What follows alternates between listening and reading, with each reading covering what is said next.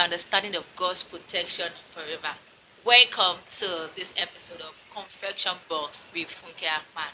So, I just become a youth president and I genuinely wanted to serve God. At the time, I wasn't staying with my parents. So when I got back to where my parents were based, I discovered a Redeemed Church close to the house.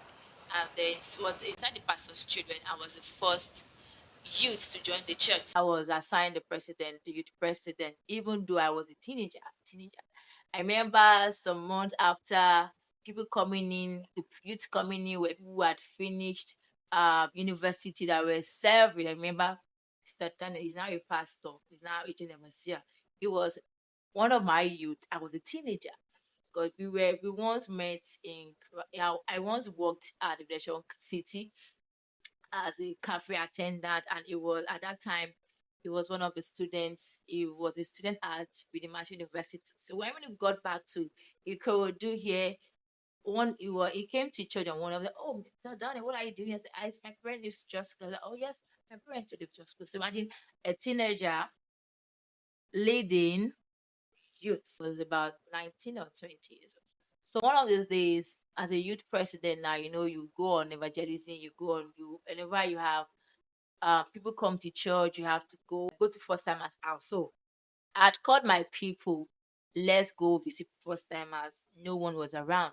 As a girl that loves Jesus, fine girl, we love Jesus. So I carried my bag. So let's go to on my list. I saw brother ABs. So let me go. I don't really know those address, but I was asking around for the place. So I got there. I'd called, are you around? I said I'm around. So I went there. I entered the house. A sister going to look for a first timer. Who's the brother? So I went there, got to his place. I entered his house.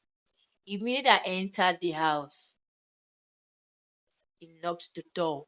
He locked the door. My heart began to, as if my heart was about to come out of place.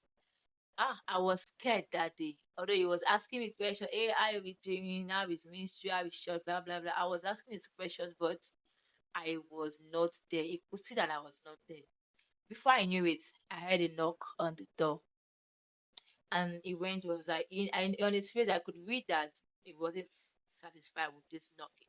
So he had no choice. He went to open the door, and the person who entered was one of my junior while I was in secondary school.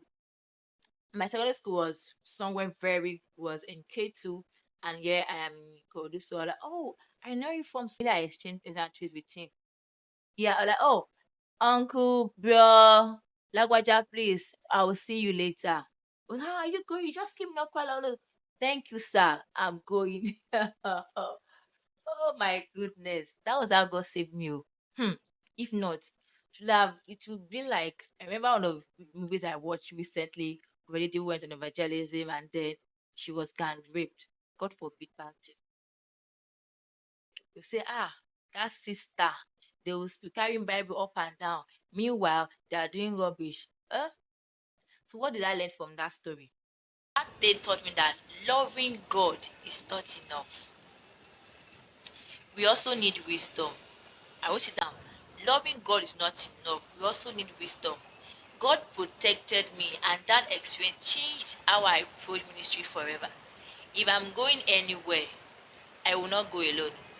If I'm going alone, I will not go beyond just on the street. You will not see me enter anybody's house. I love God, but wisdom, okay, it's profitable to direct. So tell me, so please, you love God, but God's wisdom is there. Don't do this ministry, don't do this loving God work without wisdom. So many people have found themselves in places they never expected, and they are there blaming God for their foolishness. Okay, although God is rich in mercy, but some things can be avoided with wisdom. Let me know, has God ever protected you from something you only understood later? That's my confession for today. If the story encouraged you, challenged you, or reminded you that God is still writing your story, share it with a teenager who needs it.